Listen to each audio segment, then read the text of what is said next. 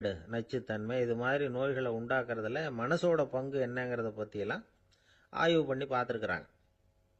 எதுக்கு எடுத்தாலும் சோர்ந்து போகிறது, தோண்டு போகிறது, இப்படிப்பட்ட மனவாகு, அதோட யாரும் நமக்கு உதவ முடியாது அப்படிங்கிற மனோபாவம், கைவிடப்பட்ட மனநிலைமை, இதெல்லாம் நோயோட தீவிரத்தை ரொம்ப அதிகரிக்க செய்யுதான்.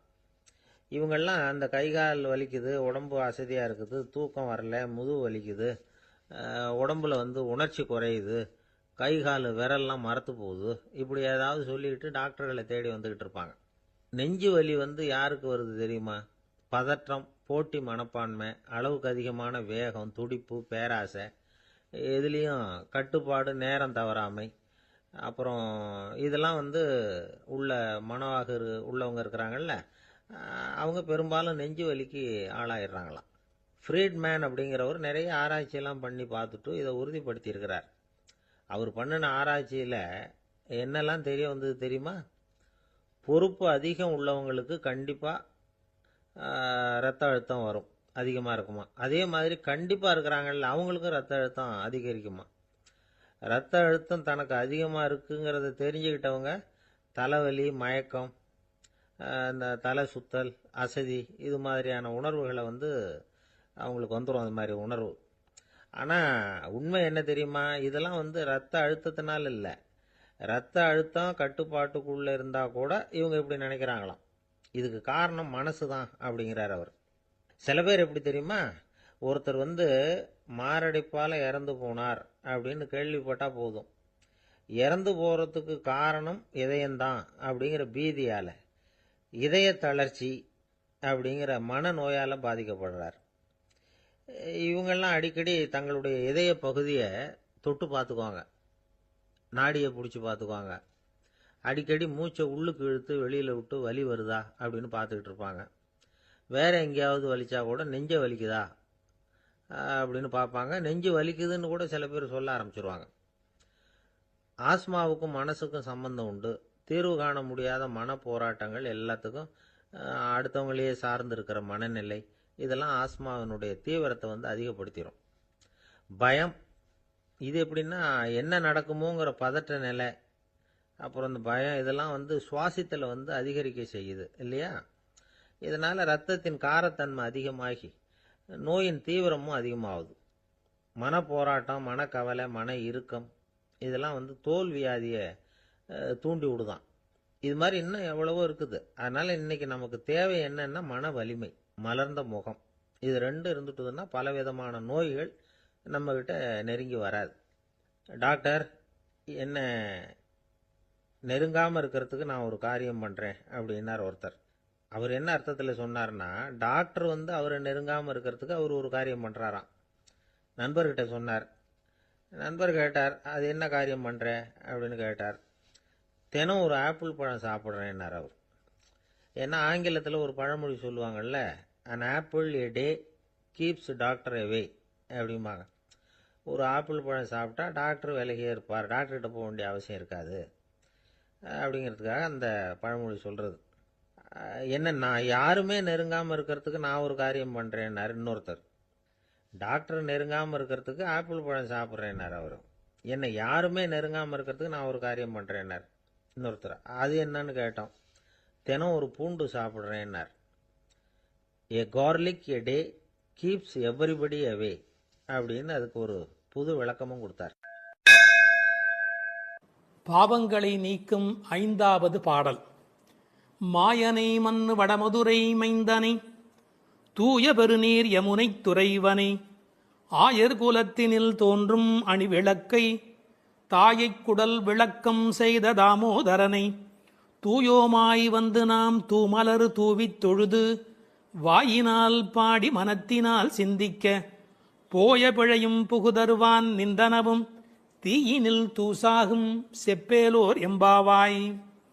மாயம் வல்லவனும் நிலைபெற்ற வடமுதுரையில் பிறந்தவனும், தூய்மையான பெரிய யமுனை நதியில் விளையாடியவனும், ஆயர்கள் குலத்திலே தோன்றிய இரத்தின தீபம் போன்றவனும், தாயாகிய யசோதையின் பெற்ற வயிற்றை பெருமைப்படுத்தி தாமோதரன் என்று பெயர் பெற்றவனுமாகிய கண்ணனை, தூய்மையான மனத்தோடு சென்று தூவுகின்ற மலர்களை அவன் திருவடிகளில் இட்டு வணங்கி வாயினால் அவன் புகழை பாடி மனத்தினால் அவனை தியானித்து வழிபட்டால் நமது பிழைகள் யாவும் நீங்கும். வந்து சேர இருக்கும் வினைகளும் நம்மை நெருங்கா. அவை தீயில் இட்ட பஞ்சு போல் பொசுங்கி மறைந்து போகும். எனவே அவன் திருப்பெயரை சொல்லுங்கள் என்று அழைக்கிறாள் ஆண்டாள். மாயையில் வல்லவன் மாயோன். அவன் பலவிதமான ஆச்சரியமான அற்புதங்களை செய்யக்கூடியவன். எத்தனையோ அசுரர்கள் விதவிதமான வடிவங்கள் எடுத்து அழிக்க வந்தபோது அவர்களோடு பலவிதமான விளையாடலை நிகழ்த்தியவன். எனவே வியப்புக்குரிய செயல்களை செய்கிறவனை மாயோன் என்று அழைப்பது வழக்கம். பழைய தமிழ் பெயர் திருமாலுக்கு உரியது மாயோன் என்று அழைக்கப்படுகிறவன். ஒரே நேரத்தில் எங்கும் இருக்கக்கூடிய அற்புதம் செய்கிறவன். ஆயர்பாடியிலே ஒவ்வொருவரோடும் குரவை கூத்தாடுகிற போது ஒரு கோபிகைக்கு ஒரு கண்ணன் என்று ஒரே நேரத்தில் ஒவ்வொருவரோடும் இருந்தவன். அது மட்டுமல்ல, பகவத்கீதையில் எனது மாயை வெல்ல முடியாதது என்று பேசுகிறார். அந்த இடத்தில் மாயை என்பது பிரபஞ்ச சிருஷ்டி, பேர் இயக்கம், இந்த பிறப்பின் ரகசியம், கண்ணனுடைய பல்வேறு லீலைகள். இப்படி மாயன் என்ற சொல்லுக்கு நிறைய பொருளாயிற்று. அப்படி மாயனாயிருக்கிறவன் மைந்தனாயிருக்கிறான். வடமதுரை மைந்தனே. அற்புதங்களை செய்யக்கூடிய அடங்க முடியாத மாயன் அடக்கத்திற்குரிய மைந்தனாக மாறியிருக்கிறான். தமிழிலே மகன், மைந்தன் என்று பல்வேறு சொற்கள் மகனை குறிக்கும். வீட்டுக்கு மட்டும் உரியவன் மகன், நாட்டுக்கே உலகிற்கே உரியவன் மைந்தன். ஆகையால் மாயனை நிலை பெற்ற வடமுதிரையிலே வந்து தலைவனாக விளங்குகின்ற மைந்தனை, ஊருக்கென்று வாழுகிறவனை, தூய பெருநீர் யமுனை துறைவனை. யமுனைக்கு தூய என்ற அடைமொழி எதனாலே? அதன் தெளிவு அல்லது ஆழம் அல்லது அகலம், இது எல்லாவற்றையும் விட உரையாசிரியர்கள் ஒரு நயம் சொல்வார்கள். கோதாவரியை சீதை விழித்து தன்னை காப்பாற்றும்படி அழைத்தபோது ராவண பயத்தினாலே கோதாவரி எந்த உதவியும் செய்யவில்லை. ஆனால் இந்த யமுனையோ வசுதேவர் கண்ணனை சுமந்து கொண்டு வருகிற காலத்திலே வழிவிட்டு மிகப்பெரிய நன்மை செய்தது. ஆகையால் இது தூய பெருநீர் என்று ஆயிற்று. அந்த தூய பெருநீர் யமுனை துறைவன். ஒரு நதி எவ்வளவு பெரிய நதியாக இருந்தாலும் பயன் கிடையாது, துறை முக்கியம். நீங்கள் பெரிய பெரிய நதியிலே நீராட வேண்டும் என்றால் படித்துறை என்று ஒரு துறை இருந்தால் தானே நீங்கள் அந்த நதியிலே நீராடி அனுபவிக்க முடியும். இறைவன் பெரியவனாகவே இருந்தாலும் கூட கண்ணன் என்று ஒரு துறை, வைணவம் என்று ஒரு துறை, அதில் கிருஷ்ண அவதாரம் என்கிற ஒரு துறை, ஆண்டாளின் திருப்பாட்டு என்று ஒரு துறை. இப்படி துறை இருந்தால் மட்டுமே குளிப்பது எப்படி, அனுபவிப்பது எப்படி? வெறும் ஆற்றிலே போய் நீராடி விட முடியுமா? அந்த துறை முக்கியம். அந்த யமுனை துறைவன் என்ற சொல்லிலே இருக்கிற அழகு, கோபியரோடு உமிழ்ந்து விளையாடிய தேக சம்பந்தம் உடைய நதி என்று அந்த நதிக்கு பெருமை எழுதினார்கள். ஆயர் குலத்தில் தோன்றும் அணிவிளக்கு, அந்தகாரத்தில் தீபம் போல படிப்பறிவு வழக்கை இடக்கை அறியாத ஆயர் குலம். அந்த குலத்திலே அவன் ஒளிவிளக்காக விளங்குகிறார். வைகுந்தத்திலே இருந்தால் அங்கு எல்லோரும் நித்திய சூரிகள் பிரகாசமாய் இருக்கிறார்கள். ஆனால் ராமனே வந்து பிறந்த போது கூட அவன் வெங்கதிரோன் குலத்துக்கோர் விளக்காய் தோன்றியவன் என்கிறார் குலசேகரர். எனவே அது பகல் விளக்கு, இது இரவு விளக்கு. ஆயர் குலத்தினில் தோன்றும் அணிவிளக்கை மங்கள விளக்கு, தாயை குடல் விளக்கம் செய்த தாமோதரனை. தாமோதரன் என்ற சொல்லுக்கு கயிறு பதிந்த வயிறு உடையவன் என்று பொருள். இந்த மாடுகளை எல்லாம் கட்டி அது அருந்து போன கயிற்றை கன்றுக்குட்டிக்கு கட்டி அதிலிருந்து மீதமான கயிற்றை எடுத்து கண்ணபெருமான் வயிற்றை சுற்றி கட்டுகிறாள் அவனுடைய தாயார். எனவே கயிறு பதிந்த வயிறு உடையவன். குழந்தைக்கு அரைஞான் கயிறு கட்டுவதற்கு காரணமே வயிறு பருக்கிறதா இல்லையா என்று கண்காணிப்பதற்காக. இந்த கயிறு பதிந்ததாலே அந்த தழும்புகளை ஏற்படுத்தியது. கண்ணின் சிறுத்தாம்பினால் கட்டுண்ண பண்ணிய மாயன். எனவே தாமோதரனாய் கயிறு பதிந்த வயிறு உடையவனாக விளங்குகின்றான். இவனை எப்போதும் அனுபவித்தவள் என்று பெற்றவயிருக்கு பட்டம் கட்டுவதாக தாயை குடல் விளக்கம் செய்த தாமோதரன் என்று பெருமைப்படுத்தினாள். அவனை எப்படி வணங்க வேண்டும்? தூயோமாய் வந்து. ஐயா, வரும்போது தூய்மை வந்து விடுமா? வரவர தூய்மை வந்துவிடும். நாம் பிறவியில் அழுக்குடையவராய் இருக்கலாம், பலவிதமான வஞ்சனை மனமுடையவராய் இருக்கலாம். இறைவனை நினைக்க வேண்டும் என்று நினைத்த மாத்திரத்தில், இறைவனை நெருங்கும் மாத்திரத்தில் தூயோராய் மாறிவிடுகிறோம். எண்ணம் தானே நம்மை தூய்மைப்படுத்துவது. எண்ணம் திண்ணியராக பெறின் என்னாகிறது? அவனுக்கு ஒரு வண்ணம் பிறக்கிறது. எனவே தூயோமாய் வந்து தூமலர், தூயவர் கையில் இருப்பது தூமலராகத்தானே இருக்க முடியும். பகவானுக்கு எந்த பூ உகப்பு என்று கேட்டார்கள். எல்லாமே உகப்பு. ஒரு அருமையான பாசுரத்திலே புரிவதும் புகை பூவே என்று பாடுகிற இடத்திலே சப்பாத்தி கள்ளியினுடைய பூ அது இறைவனுக்கு உகப்பா என்று ஒரு சீடன் கேட்கிறார். அப்போது உரை சொல்லுகிறவர் ரொம்ப அழகாக சொல்லுகிறார், அதை பகவான் விலக்கி இருக்கிறான் என்று பொருள் அல்ல. பகவானுக்கு எதுவுமே விலக்கு அல்ல. பறிக்கிற பக்தனுடைய கையில் முள் தைத்து விடுமே என்று விலக்கப்பட்டது என்று எழுதுகிறார். என்ன ஒரு கருணை பாருங்கள். ஆக தூமலர் தூவி தொழுது அவனை வாயினால் பாடி மனத்தினால் சிந்திக்க. இந்த உலகத்தில் வாயினாலே பாடுகிறோம், வாய் படைத்த பயன். பாடீர் அவன் நாமும் வீடே பெறலாமே. வெறும் நாமத்தை வரிசையாக சொல்லலாம், ஆனால் இசையோடு சொல்லுகிற போது, பஜனையோடு சொல்லுகிற போது, அது வாயினால் பாடுகிற போது பெருமை உடையதாக மாறுகிறது. இந்த வாயிலே பாடுவதை பற்றி ஆண்டாள் இதே திருப்பாவேல கண்ணபெருமானை எத்தனை நாமங்கள் சொல்லி பாடியிருக்கிறாள் என்று ஒரு பட்டியல் பாருங்கள்.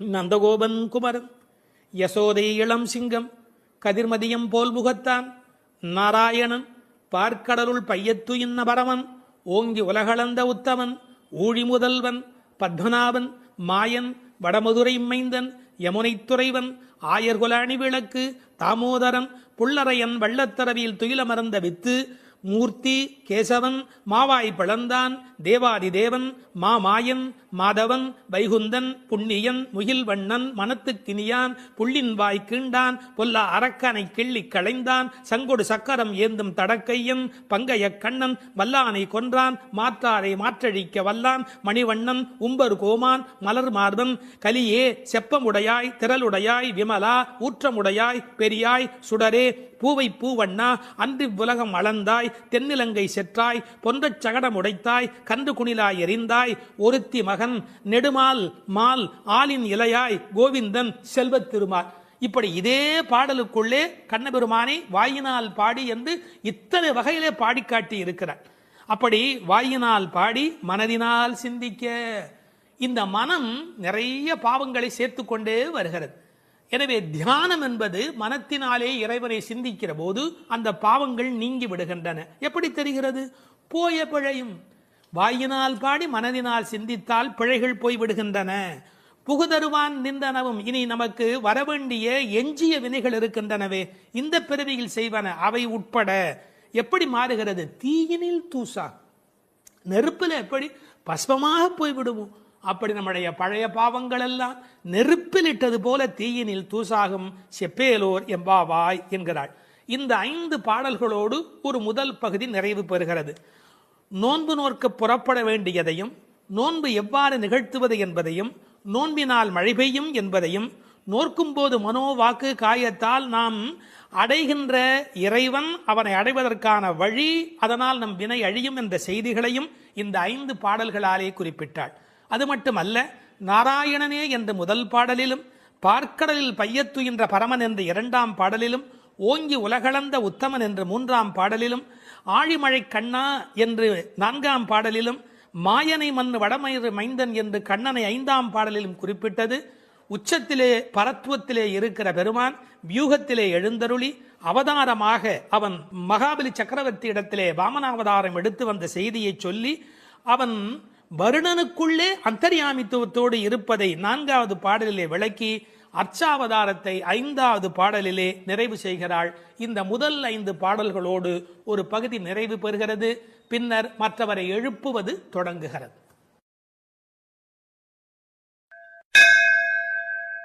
13வது பாடல். புள்ளின் வாய் கீண்டானே, பொல்லா அரக்கனை கிள்ளிக் களைந்தானே, கீர்த்திமை பாடிப்போய் பிள்ளைகள் எல்லோரும் பாவை களம் புக்கார், வெள்ளி எழுந்து வியாழம் உறங்கிற்று, புள்ளும் சிலம்பினகான், போதறிக் கண்ணினாய், குள்ளக் குளிரக் குடைந்து நீராடாதே பள்ளி கிடத்தியோ, பாவாய் நீ நன்னாளால் கள்ளம் தவிர்ந்து கலந்தேலோர் எம்பாவாய். கண்ணழகு படைத்த பெண் ஒருத்தியை இப்பாசுரத்தால் எழுப்புகிறார்கள். மலரில் உள்ள வண்டுகள் போன்று அழகிய கண்களை உடையவளே, கொக்கு வேடத்தில் வந்து வாயை பிளந்து கண்ணனை விழுங்க எண்ணிய பகாசுரனை அவன் வாயை கிழித்து அழித்த கண்ணபெருமான், கொடியவனான ராவணனது தலைகளை அறுத்து அழித்த ராமபிரான், அவர்களது வீர வரலாறுகளை பாடிக்கொண்டு இளம்பெண்கள் எல்லோரும் பாவை நோன்புக்குரிய இடத்திற்கு எப்போதோ சென்று விட்டனர். வானத்திலேயோ குரு என்கிற கோள் மறைந்து சுக்கிரன் உதயமாகிவிட்டான். பட்சிகள் வீதியெல்லாம் பறந்து சப்திக்கின்றன. இந்த மார்கழி விடியல் விடியும் முன்பே உடல் நன்கு குளிரும்படி மடிவில் குடைந்து குடைந்து நீராட வேண்டாமா? இன்னும் படுக்கையில் சுருண்டு கிடக்கலாமா? நல்ல நாளும் அதுவுமாக இப்படி இருக்கிறாயே, அப்படி உனக்கு என்ன தனிய அனுபவம்? உன் மனதில் உள்ள கள்ளத்தனத்தை விடுத்து எங்களோடு சேர்ந்து வா என்று அழைக்கிறார்கள். இதை ரசமாக அனுபவிக்கிறவர்கள் முதல் பாடலிலே மனத்துக்கினியான் என்று ராமனை பேசிவிட்டதால் இந்த ஆயர்பாடிக்குள்ளே ஒரு பெரிய விவாத கோலாகலம் ஏற்பட்டு விட்டதாம். அதாவது சர்ச்சை. அது யாரடா அது? கண்ணனுடைய ஊரிலே வந்து ராமனுடைய கதையை பேசிக் கொண்டிருக்கிறார்களே என்று சில பேர், சில ஆயர்கள் கோபப்படவும், ஏன் அப்படி பேசக்கூடாதா என்று சில பேர் மறுபடியும் எதிர்ப்பக்கம் விவாதிக்கவும், ஒரு பட்டிமண்டபத்தை போலவே ஒரு விவாதம் அங்கு தொடங்கிவிட்டது என்று அனுபவிப்பார்கள். ஏனென்றால் இந்த பாடல் எப்படி வருகிறது? புள்ளின் வாய் கீண்டானி என்று கண்ணபெருமான் பகாசுரனை அழித்த கதையை சொல்லி பிறகு பொல்லா அரக்கனை கிள்ளி களைந்தானே என்று ராமாவதார கதையையும் சேர்த்து பேசுகிறார்கள். அதை எப்படி சொல்லுகிறார்கள்? கண்ணனுடைய ஸ்தலத்தில் ராமனுடைய கதையா என்று ஒருவர் கேட்க, ஏன் முன்பு ராமனை பாடிய காலத்திலே நாம் கண்ணனை சேர்த்து பாடியது இல்லையா?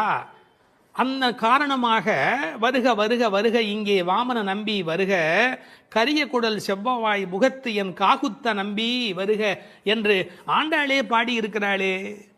எனவே ஆண்டாள் சிற்றில் சிதைத்தல் பாடுகிற காலத்தில் சீதவாய் அமுதம் உண்டாய் எங்கள் சிற்றில் சிதையேல் என்று பாடியிருக்கிறாளே. அந்த அனுபவத்தை எல்லாம் இங்கே குறிப்பிடுகிறார்கள். வருக வருக என்று ஆழ்வார் அனுபவித்ததையும் சிற்றில் சிதைக்காதே என்று ஆண்டாள் அனுபவித்ததையும் இந்த இடத்தில் மேற்கோளாக காட்டி, இந்த அயோத்தியிலே ராமபெருமானுடைய புகழை பேசுவது போல ஆயர்பாடியில் கண்ணன் புகழ்தான் பேச வேண்டும் என்ற கட்டாயம் இல்லை, இடம் மாறி பேசினாலும் ஒன்றும் தவறு இல்லை என்று ஒப்பந்தமாயிற்று என்று இதை வேறு ஒரு கோணத்திலே பேசுவார்கள். தீவிர பற்று உடையவர்கள் எப்போதும் இது போன்ற பிரச்சனைகளில் ஈடுபடுவது என்பது தவிர்க்க முடியாதது. புள்ளின் வாய் கீண்டானே பொல்லா அரக்கனை கிள்ளி களைந்தானே, பறவை வடிவத்திலே வந்தவனை அவன் அழித்தவன். பள்ளத்தில் மேயும் பறவை உருக்கொண்டு கள்ளாசுரன் வருவானை தான் கண்டு புள்ளிதுவென்று பொதுக்கோ வாய்க்கின்றான், அப்படியே வாய்க்கிண்டிட்டான், அப்படியே கிழித்து எறிந்து விட்டான். அப்படி அழித்த வரலாற்றை சொன்னவர்கள் பொல்லா அரக்கனை கிள்ளிக்களைந்தானே என்று ராவணனை கொன்றதை பேசுகிறார்கள். இந்த எழுப்புகிற பெண்கள் இந்த பாடலை எல்லாம் கருத்தை எல்லாம் சொல்லி எழுப்புகிறார்கள். உரை கண்டவர்கள் கேட்டார்கள், பொல்லா அரக்கன் என்று ராவணனை குறிப்பிட்டால் நல்ல அரக்கன் உண்டோ? என்ன நயம் பாருங்கள். உண்டு.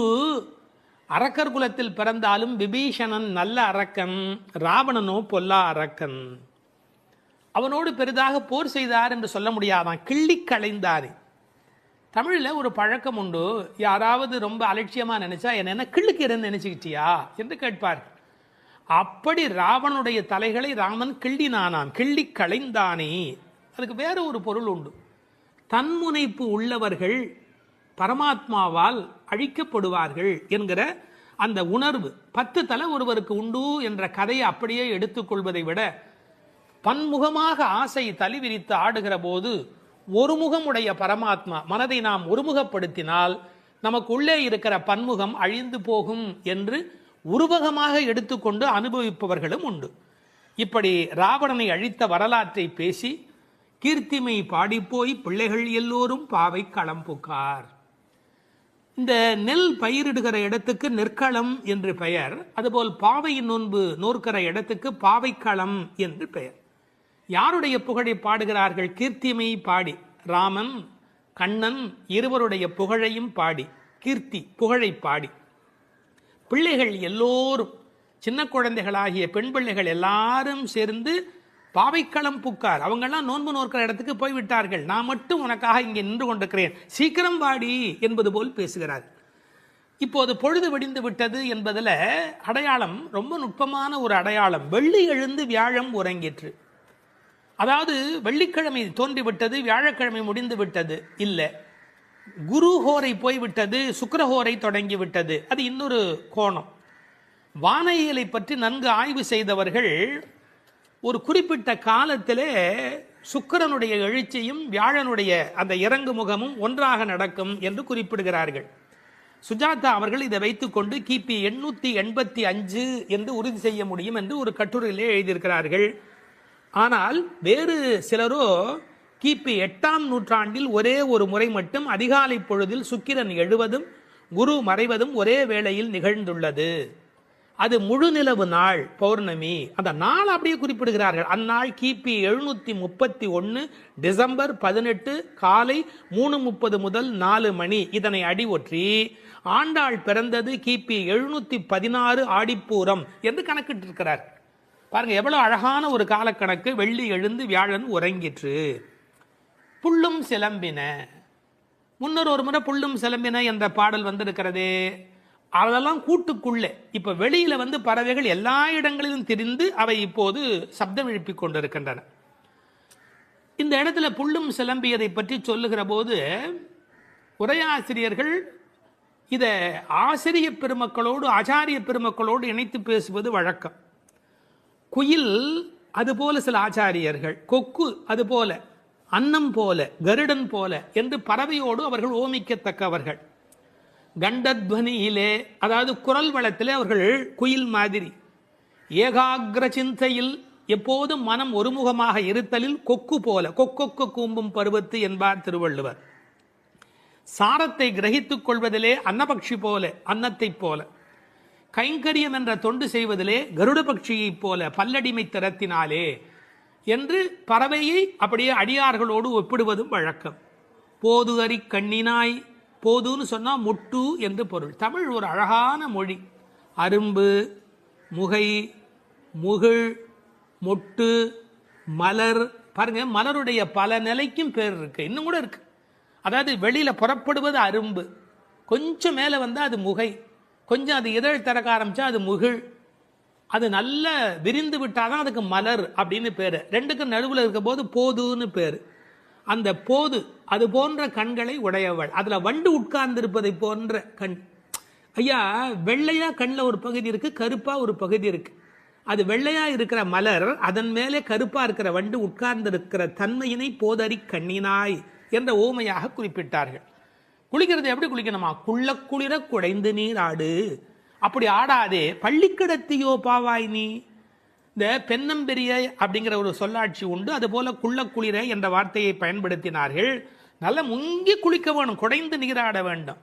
ஆற்றுல, குளத்துல, கிணற்றுல இருந்து நீர் வளம் இருக்கிற இயற்கையை புதுப்பிக்கின்ற அந்த அழகான மழைக்கு பிறகு அந்த குளிக்கிற சுகத்தை இந்த வரியிலேயே கொண்டு வருகிறாள். குள்ள குளிர குடைந்து நீராடாதே பள்ளிக்கிடத்தியோ பாவாய் நீ நன்னாளால். எல்லா நாளுமே நல்ல நாள் தான். ஆனா இன்றைக்கு கண்ணனுக்கு நாம் பார்க்க போகிற நாள், ஊருக்கு நலம் செய்கிற நாள், உனக்கு நன்மையான நாள். அப்படி இருக்கும்போது நீ படுத்து கிடக்கிறாயே, பள்ளி அறையிலேயே படுத்து கிடப்பவருக்கு பள்ளி கொண்ட பெருமாளை பார்க்கிற பாக்கியம் கிடைக்குமா? அவனை பருகும் சுகம் உனக்கு எப்படி வாய்க்கும்? கள்ளம் தவிர்ந்து கலந்தேலோர் எம்பாவாய். நீ மட்டும் தனியா மனசுல அனுபவிக்கிறியா? அந்த திருட்டுத்தனத்தை விட்டுடு. கள்ளம் தவிர்ந்து தனியாக அனுபவிக்காதே, கலந்து ஏலோர் எம்பாவாய். இறைவனை எல்லோரும் சேர்ந்து அனுபவிப்பதே சுகம் என்று இந்த பாசுரத்தால் அவர்கள் விளக்கி காட்டுகிறார்கள்.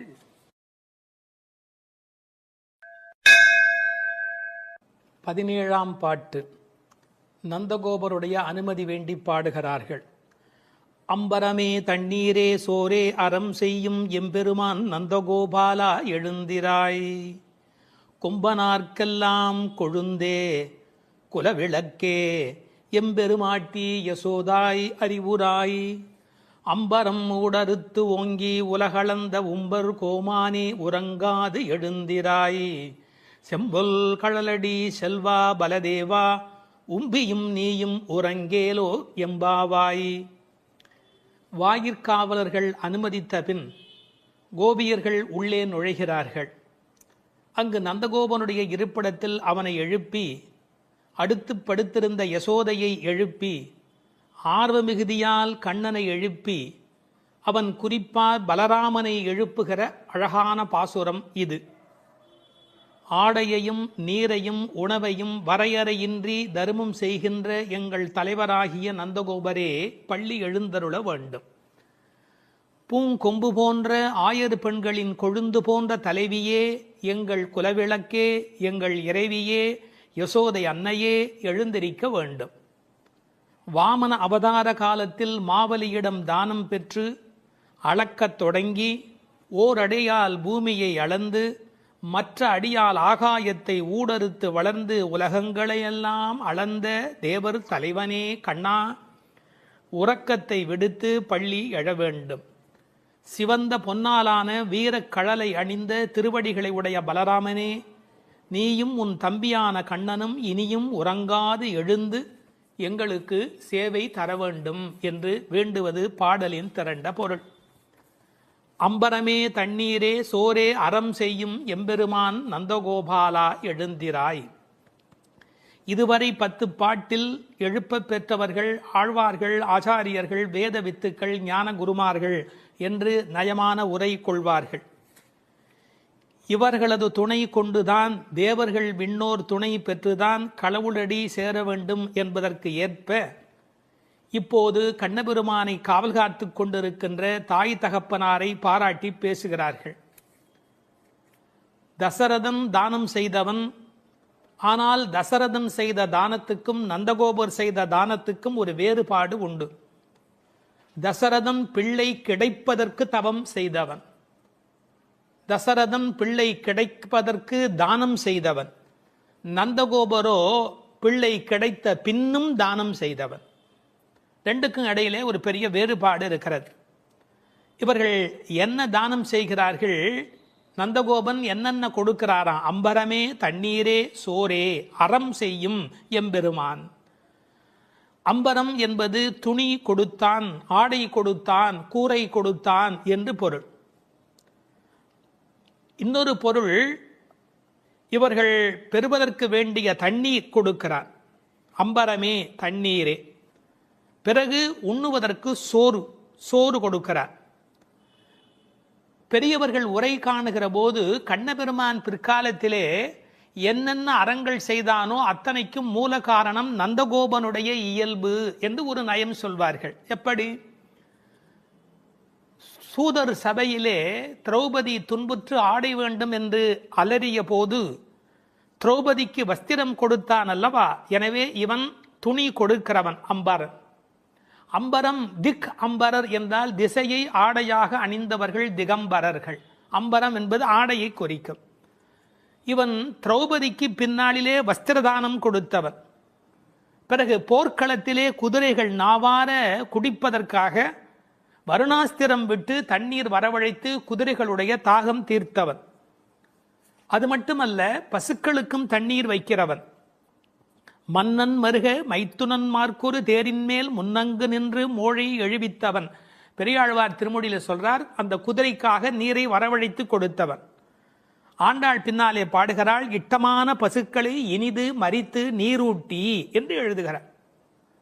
இவன் உணவு கொடுக்கிறவன் என்பதற்கு அடையாளம் மகரிஷியின் பத்தினிகள் கொடுத்த உணவை தன்னோடு பக்கத்தில் இருந்த 1000 பேருக்கும் உணவளித்து உணவு கொடுப்பதில் மகிழ்ச்சி அடைகிறவன் கண்ணபெருமான். ஒரு தகப்பனைப் போலே பிள்ளை வளர்கிறான் என்பதற்கேற்ப நந்தகோபன் தானம் செய்கிறவன், அவன் மகனும் தானம் செய்கிறவன். அப்பா குணம் பிள்ளைக்கு. இந்த குழந்தைகள் பேச்சிலே சோறு தண்ணீர் என்பதெல்லாமே கண்ணன் தான். உண்ணும் சோறு பருகும் நீர் தின்னும் வெற்றிலை எல்லாம் கண்ணன் என்கிற அனுபவத்தில் இருக்கிறவர்கள். அவன் தானம் கொடுப்பது எதற்காக? ஏதோ ஒரு புண்ணிய பலனை கருதியா என்று கேட்டால் இல்லை இல்லை, அறத்திற்காகவே அறம் செய்கின்றான். அதான் அறம் செய்யும். திருவள்ளுவர் எழுதுகிறார், மேல் உலகம் இல் எனிலும் ஈதலே நன்று. சொர்க்கலோகம் கிடைக்கும் தானம் பண்றதை விட சொர்க்கலோகம்னு ஒண்ணு இல்லைனாலும் தானம் பண்ணுவது உத்தமம் என்று எழுதி காட்டுகிறார் திருவள்ளுவர். எனவே அறத்தை அறத்திற்காக செய்கிறார்கள், வேறொன்று பெறுவோம் என்பதற்கல்ல. ஏன்னா பெற வேண்டிய பேராகிய கண்ணனை பெற்றுவிட்டார். பிறகு யசோதையை எழுப்புகிறார்கள். கொம்பனார்க்கெல்லாம் கொழுந்தே. இந்த உலகத்தில் பெண்கள் யாரெல்லாம் பெருமை பெற்றார்களோ அந்த எல்லா பெண்களுக்கும்